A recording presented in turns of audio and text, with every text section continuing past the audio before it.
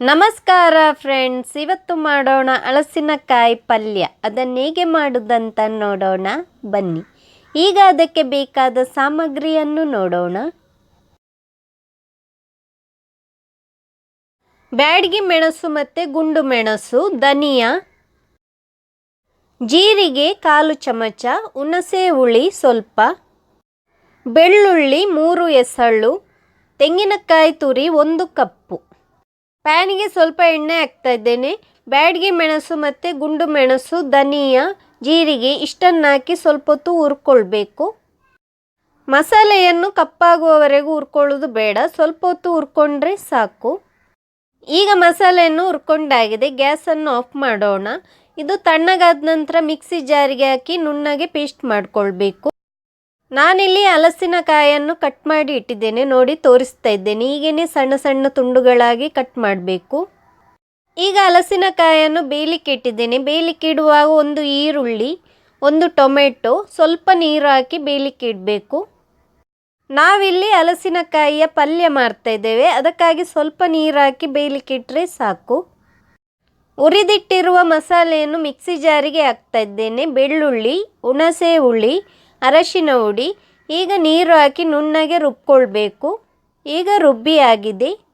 ತೆಂಗಿನಕಾಯಿ ತುರಿಯನ್ನು ಹಾಕ್ತಾ ಇದ್ದೇನೆ. ತೆಂಗಿನಕಾಯಿ ತುರಿಯನ್ನು ಹಾಕಿದ ನಂತರ ನೀರು ಹಾಕ್ಕೊಳ್ಬಾರ್ದು, ಹಾಗೆಯೇ ನುಣ್ಣಗೆ ರುಬ್ಕೊಳ್ಬಾರ್ದು.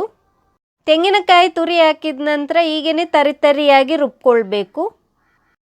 ಈಗ ಬೇಯಲಿಕ್ಕೆ ಇಟ್ಟಿರುವ ಹಲಸಿನಕಾಯಿಗೆ ಬೆಲ್ಲವನ್ನು ಹಾಕ್ಕೊಳ್ಬೇಕು. ಅದು ಸ್ವಲ್ಪ ಬೆಂದ ನಂತರ ಅದಕ್ಕೆ ಬೆಲ್ಲವನ್ನು ಹಾಕ್ಕೊಳ್ಬೇಕು. ನಾನಿಲ್ಲಿ ಹಲಸಿನಕಾಯನ್ನು ತುಂಬ ತಗೊಂಡಿದ್ದೇನೆ, ನೀವು ಎಷ್ಟು ಮಾಡ್ತೀರೋ ಅಷ್ಟಕ್ಕೆ ಬೆಲ್ಲವನ್ನು ಹಾಕ್ಕೊಳ್ಬೋದು. ಲಿಡ್ ಮುಚ್ಚಿ ಬೇಯಲಿಕ್ಕೆ ಬಿಡೋಣ.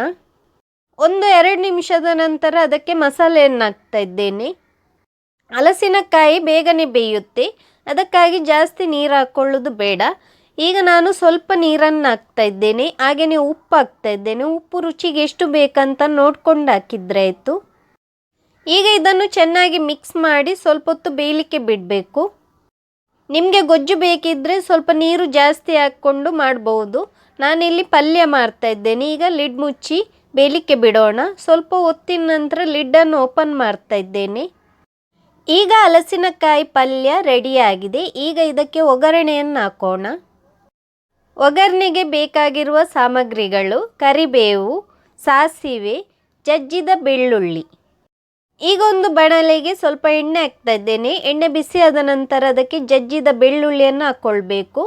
ಅದು ಸ್ವಲ್ಪ ಕಲರ್ ಚೇಂಜ್ ಆದ ನಂತರ ಅದಕ್ಕೆ ಸಾಸಿವೆಯನ್ನು ಹಾಕ್ಕೊಳ್ಬೇಕು. ಸಾಸಿವೆ ಸಿಡಿದ ನಂತರ ಈಗ ಕರಿಬೇವಿನ ಸೊಪ್ಪನ್ನು ಹಾಕ್ತಾ ಇದ್ದೇನೆ.